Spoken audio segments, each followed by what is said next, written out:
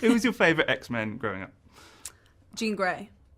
And I'm not lying, she really was. The first ever comic book I read was the Dark Phoenix comic book. And I never read another one until I got X-Men, and then I read the Dark Phoenix comic book again, so it's the only one I've ever read. So you really did. There are other characters in it, but you're not interested in that. Not interested. Did you ever talk to Famke Janssen about playing the character? I did. As soon as I got the role in X-Men Apocalypse, I got her email, and we emailed kind of back and forth about where I was coming from approaching the character, and if she had any like movies or music that she listened to, or any kind of material that she read to kind of get into the psyche of Jean. And she also just kind of gave me her blessing for the role, which was really nice to have. Because, you know, when you take over a role from someone, you always kind of want to make sure it's okay with them, and she was lovely, so... It's like the passing of the torch. Exactly. It really is like a full-on character to play. Like, what is the biggest challenge, like, going into that?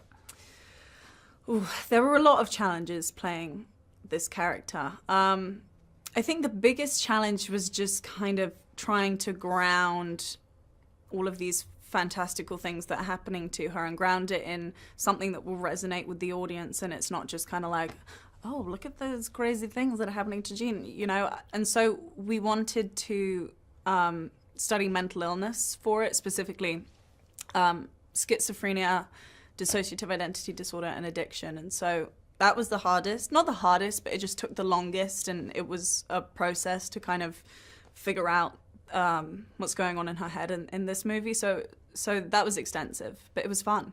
That's amazing. That's really cool.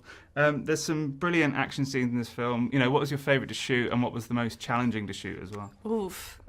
Lucky for me, I'm telekinetic, so I just kind of do this. But I did a lot of wire work, and it's always fun going up on wires. I love it. I think, you know, that's movie magic.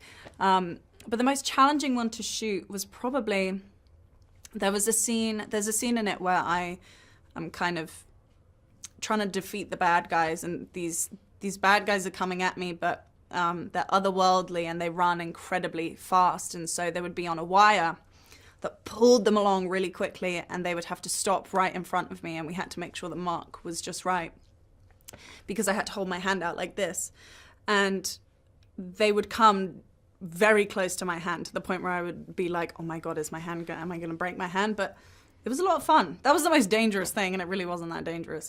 It was just fun. You're all safe. I'm safe. I'm unhurt. That's good.